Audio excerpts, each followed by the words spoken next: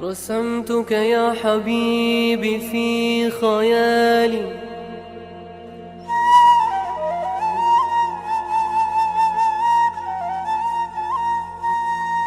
ولم أرسم سواك بلوح بالي.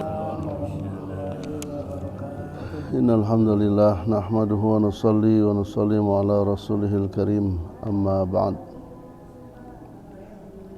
Para orang tua kami, hadirin yang dimuliakan Allah Subhanahu wa taala, kita akan lanjutkan ta'lim kita dari kitab Muntakhab Ahadits bab ikhlas.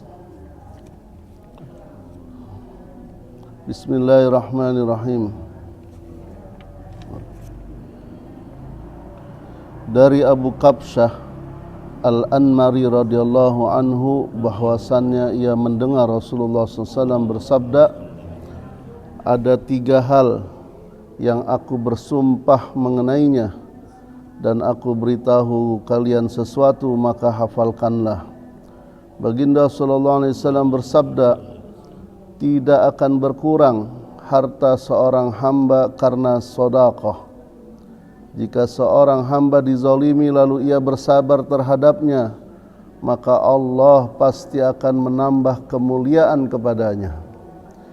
Dan jika seorang hamba membuka satu pintu untuk meminta-minta kepada manusia, maka Allah pasti akan membukakan pintu kefakiran baginya, atau kalimat yang semisalnya. Dan aku beritahu kalian sesuatu, maka hafalkanlah. Beliau sallallahu alaihi wasallam bersabda, sesungguhnya dunia ini berada di tangan 4 orang saja. 1, seorang hamba yang telah diberi rezeki oleh Allah berupa harta dan ilmu, lalu ia pun bertakwa kepada Tuhannya mengenai urusan hartanya itu, menyambung silaturahim dengan hartanya itu, dan ia mengetahui bahwa ada kewajiban kepada Allah di dalamnya, maka orang ini menempati kedudukan yang paling utama.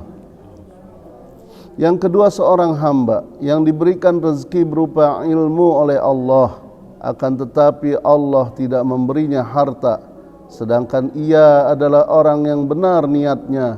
Ia pun berkata, seandainya aku mempunyai harta, pasti aku akan melakukan sesuatu dengan harta itu sebagaimana yang dilakukan oleh si fulan, yaitu orang pertama tadi.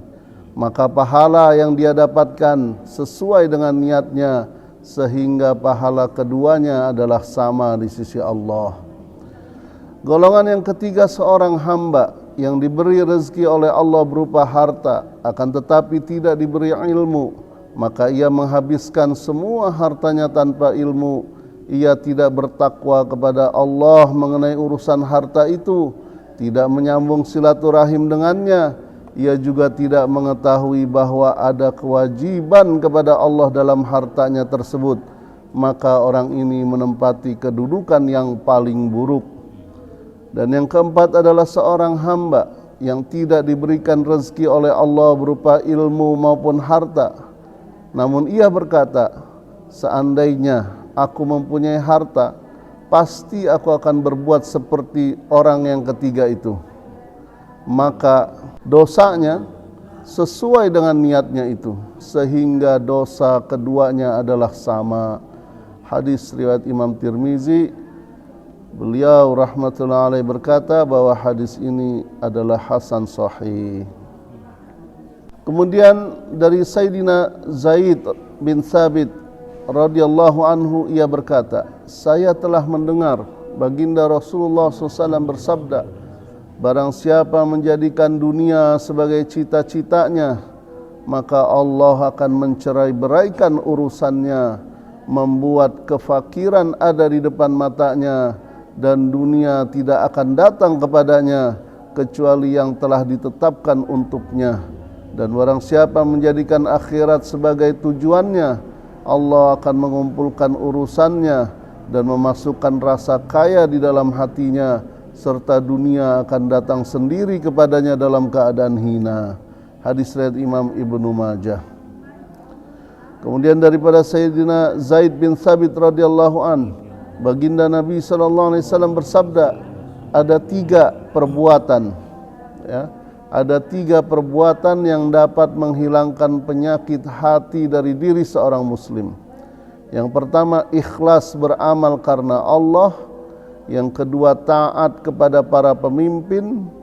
Dan yang ketiga, senantiasa menyertai jamaah, karena doa mereka membentengi mereka dari semua sisi.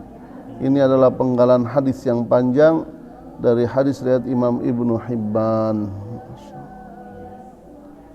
Bahkan dalam kitab Syu'abul Iman, Imam Baihaqi meriwayatkan daripada Sayyidina Thauban radhiyallahu an, ia berkata, saya pernah mendengar Rasulullah SAW bersabda, beruntunglah orang-orang yang ikhlas, merekalah pelita-pelita dalam kegelapan, segala fitnah yang gelap tampak jelas bagi mereka. Masya Allah. Ya, kalau dalam hadis riwayat Imam Baihaqi yang lain, waktu Nabi SAW ditanya apa itu iman, ya, ma'al iman, apa itu iman ya Rasulullah? Nabi SAW menjawab, iman itu adalah al-ikhlas, artinya keikhlasan. Ya, man qala la ilaha illallah mukhlisan dakhalal jannah. Siapa orang yang mengucapkan kalimat la ilaha illallah dengan ikhlas, pasti masuk surga.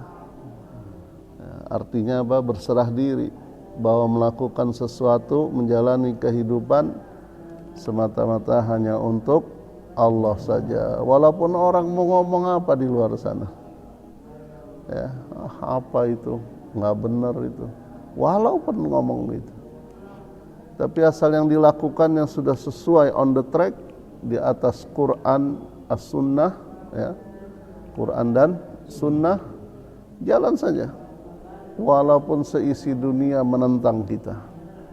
Itulah ikhlas. Tapi kalau nanti kalau gua buat ini si itu nggak suka gimana, nah, itu berarti beramal karena manusia.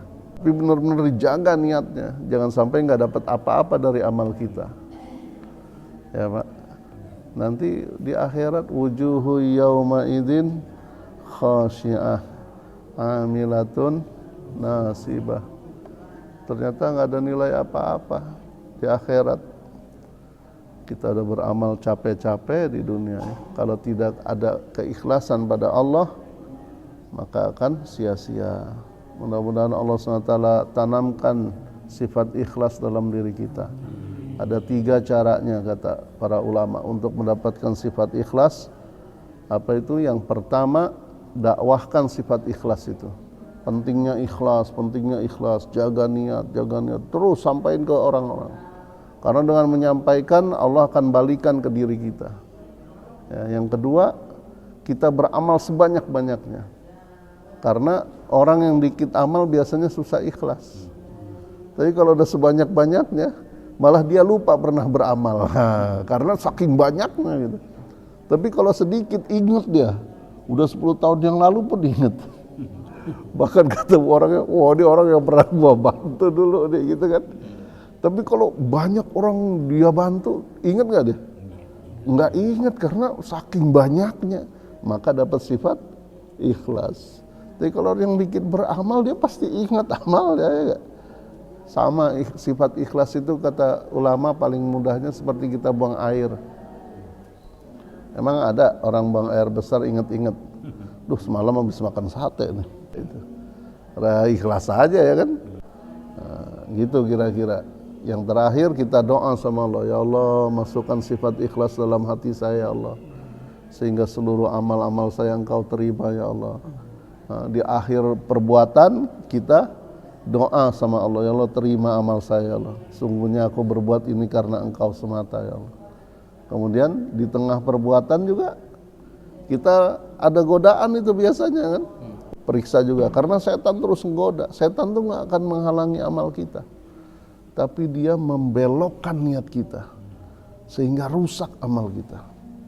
Dan terakhir udah lewat kita beramal, kita minta sama Allah, ya Allah terima amal saya ya Allah. Karena amal yang sedikit kalau diterima Allah SWT itu yang menyelamatkan, ya. itu yang menyelamatkan. Semoga Allah datangkan sifat ikhlas dalam kehidupan kita, dan semoga Allah jaga diri kita, hati kita daripada sifat riya, ujub, sum'ah, takabur, ya, bangga atas amal dan sebagainya. Allah bersihkan hati kita dari penyakit-penyakit yang tidak diridhoi Allah Subhanahu wa taala. Mari kita bacakan suratul Fatihah untuk diri kita. Semoga Allah jaga diri kita, beri kesehatan, jaga daripada segala virus-virus yang sedang melanda, ya, penyakit-penyakit, baik yang penyakit ringan maupun yang berat. Allah hindarkan kita. Semoga sampai akhir hayat kita dalam keadaan sehat walafiat. Kemudian kepada ahli keluarga kita juga diberikan hal yang sama. Kemudian kepada kedua orang tua kita yang masih hidup diberi kesehatan, yang sudah wafat Allah lapangkan kuburnya, ampuni mereka semua, muliakan orang tua kita di hadapan Allah, asbab daripada anak-anaknya yang saleh.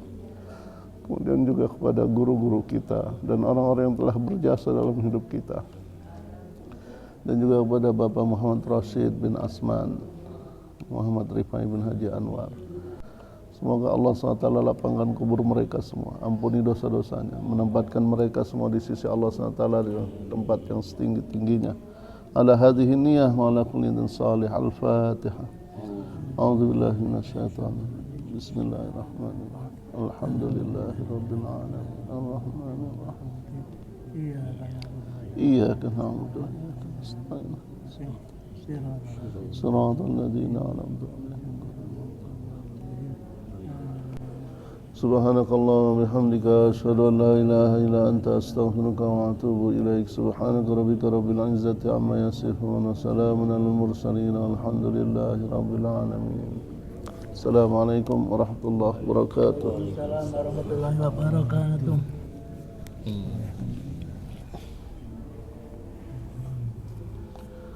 Sallallahu rabbuna ala nuril mubin Ahmadan Mustafa Sayyidil mursalin wa ala alihi wa sahbihi ajma'in wa ala alihi wa sahbihi ajma'in. Allahumma salli wa sallim. Train your mind to be stronger than your feelings. Don't give up on yourself. There's a reason why you started. Be obsessed with becoming the best version of yourself.